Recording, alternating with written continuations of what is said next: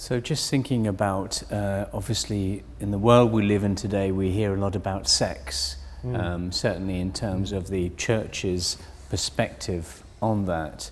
And how do we view sex as opposed to love? What are the perspectives there? How should we view these in terms of our faith?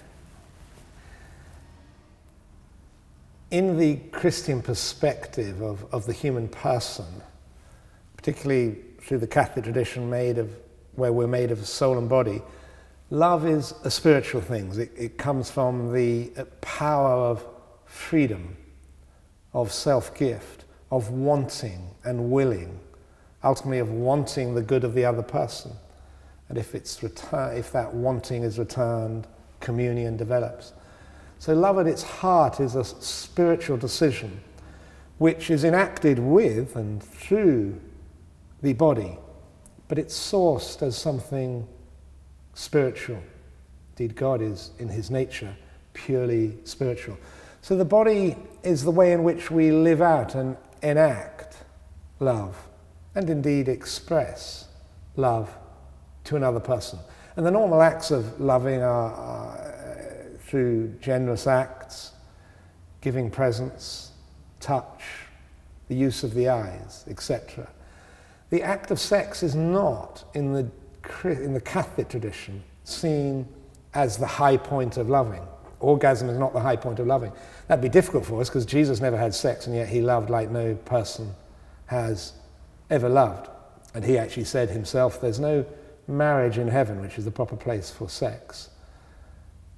When the Sadducees asked him about who a person would be married to if they'd been married 7 times. And he made it clear, marriage is for this life. Sex has an inbuilt meaning. We call it the marriage act within our tradition. It unifies a couple in their vocation as being potential parents, as forming family. Even if God doesn't give them children, they're still living out that vocation and witnessing to being the building block of a family when they are married and when they have sex.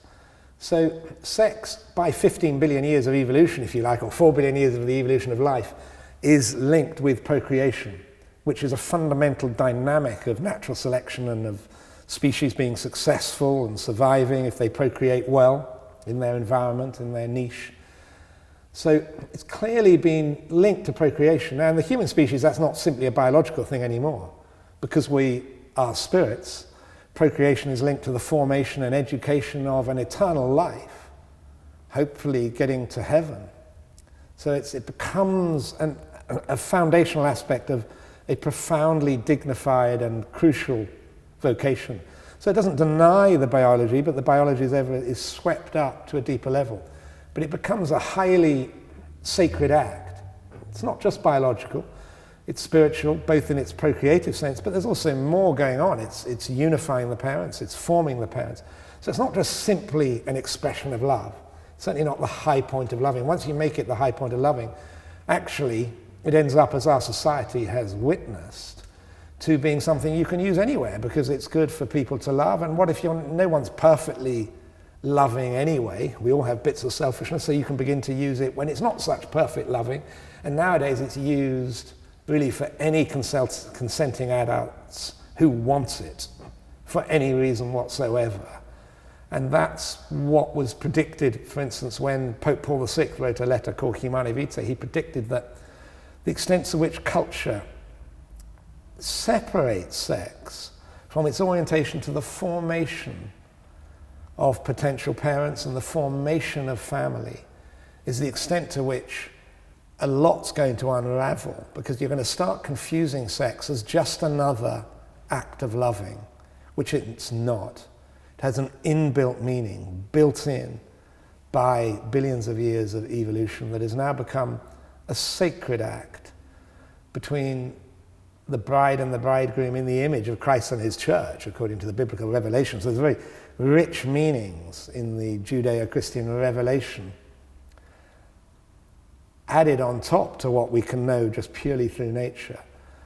purely through reason. But purely through reason we can see that this is a sacred act related to the formation of an eternal life.